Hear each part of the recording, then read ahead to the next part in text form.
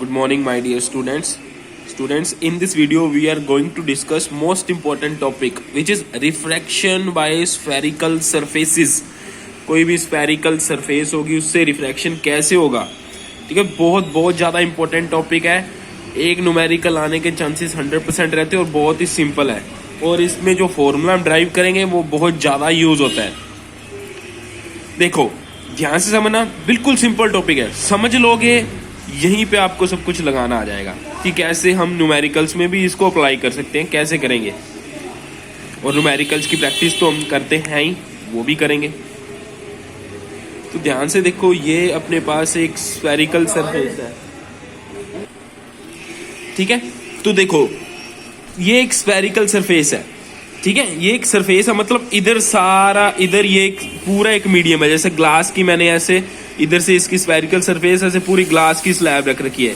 इधर कोई दूसरा मीडियम है, वाटर भी हो सकता है, एयर भी हो सकता है, ठीक है।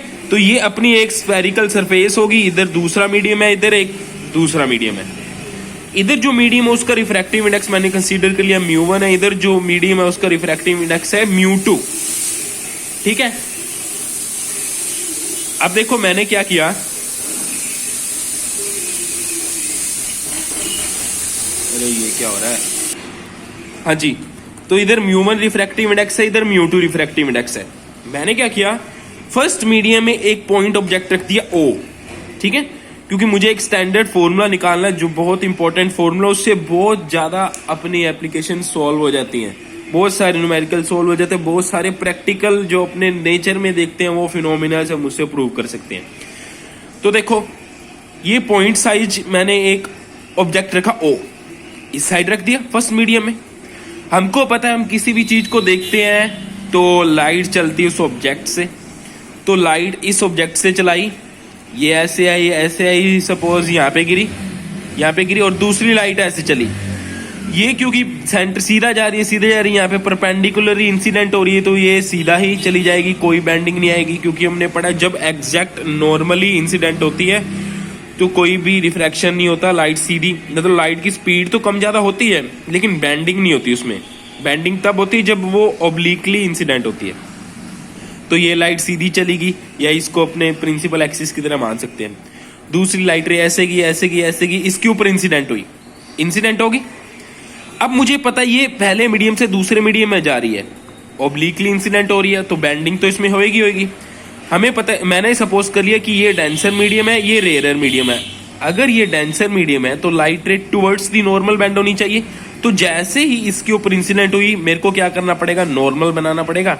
तो मैंने क्या किया, यहाँ से एक नॉर्मल ड्रॉ कर लिया। अब मुझे पता जैसे ही इस मीडियम में जाएगी ये टुवर्ड्स दी नॉर्मल बेंड होगी, क्योंकि rare medium to denser medium जा रही है, तो ये टुवर्ड्स दी नॉर्मल बेंड हुई और यहाँ पे जाके इंसिडेंट हुई। यहाँ पे दोनों लाइट रेस मिल रही है, तो यहाँ पे मुझे इस पॉइंट ऑब्जेक्ट की इमेज मिल गई। तो ये ऑब्जेक्ट था, ये इसकी इमेज बन गई, ठीक है। तो मैंने मान लिया स्फेरिकल सरफेस से ऑब्जेक्ट की डिस्टेंस है u और इमेज की डिस्टेंस है v। ये वाला जो नॉर्मल है ये प्रिंसिपल एक्सिस पे जिस पॉइंट पे कट करेगा वहां पे हमको पता है सेंटर ऑफ कर्वेचर मिलता है। क्योंकि स्फेरिकल सरफेस के ऊपर कहीं भी परपेंडिकुलर ड्रॉ करो, वो परपेंडिकुलर हमेशा कहां से पास होता है, सेंटर ऑफ कर्वेचर से पास होता है। हमको पता है ना, सर्कल के ऊपर या स्फेयर के ऊपर आप परपेंडिकुलर ड्रॉ करेंगे किसी भी पॉइंट पे, वो सेंटर से ही तो पास होता है। तो ये स्फेरिकल सरफेस में मैंने यहाँ से जो परपेंडिकुलर ड्रॉ किया था वो कहां से पास होगा, सेंटर ऑफ कर्वेचर से।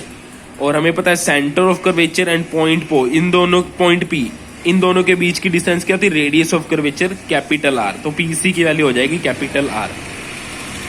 अब क्योंकि ये इंसिडेंट लाइट थी, ये नॉर्मल था, नॉर्मल एंड इंसिडेंट लाइट, इसके बीच का एंगल क्या होता है, इंसिडेंट एंगल I।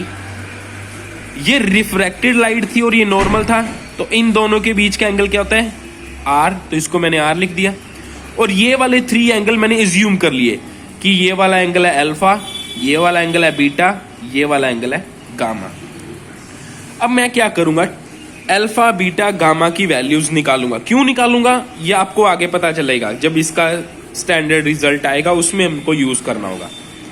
तो अब देखो मैं क्या करूंगा, सबसे पहले मैं tan अल्फा की अगर वैल्यू निकालूं तो tan alpha equals to perpendicular upon base, यही तो होता है। tan अल्फा क्या होता है, परपेंडिकुलर अपॉन बेस, तो परपेंडिकुलर की वैल्यू क्या हो जाएगी, बीपी, ठीक है।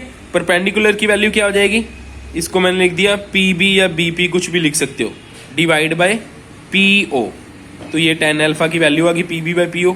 हमको पता पीओ की वैल्यू क्या है, पीओ की वैल्यू है यू, लेकिन साइन कन्वेंशन से हमें पता लगेगा ये वैल्यू क्या आएगी, माइनस यू, क्योंकि इस तरफ की डिस्टेंसेस हमने 10th क्लास में पढ़ा हुआ है, इस तरफ की डिस्टेंसेस नेगेटिव होती है, इस तरफ की डिस्टेंसेस पॉजिटिव होती हैं। ऊपर की तरफ डिस्टेंसेस हम मेजर करते हैं वो पॉजिटिव होती है, नीचे की तरफ मेजर करते हैं वो नेगेटिव होती है। तो हम अब इस तरफ जा रहे हैं तो ऑब्जेक्ट की तरफ डिस्टेंसेस नेगेटिव होती है, तो यू की जगह पे मैं माइनस यू लूंगा। तो इससे मेरे पास tan अल्फा की वैल्यू क्या आ जाएगी, PB upon minus U.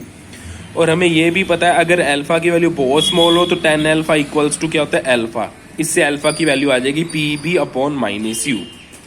Similarly हम बीटा की वैल्यू निकाल लेंगे, हम गामा की वैल्यू भी निकाल लेंगे, ठीक है। इसके लिए हम इस वाले ट्राइंगल में tan बीटा ले लेंगे, वो क्या आएगा, परपेंडिकुलर अपॉन बेस। परपेंडिकुलर होगा बीपी और बेस होगा पीसी, पीसी की वैल्यू कैपिटल आर, क्योंकि ये रेडियस ऑफ कर्वेचर है। सिमिलरली tan गामा की वैल्यू क्या आएगी, perpendicular which is BP divide by base which is pi, और पीआई की वैल्यू क्या है, वी, और वो प्लस का भी होगी क्योंकि हम अब इस तरफ डिस्टेंसेस मेजर कर रहे हैं, तो इस तरफ डिस्टेंसेस पॉजिटिव होती थी तो प्लस का भी। तो इस तरह से मैंने क्या किया, अल्फा की वैल्यू आई PB upon minus U, beta की वैल्यू आएगी PB upon R, and gamma की वैल्यू आएगी PB upon capital PB upon plus V, ठीक है। तो हमारे पास अल्फा बीटा गामा की वैल्यू आ गई। अब क्या करो, अब ट्राइंगल की प्रॉपर्टी लगाओ।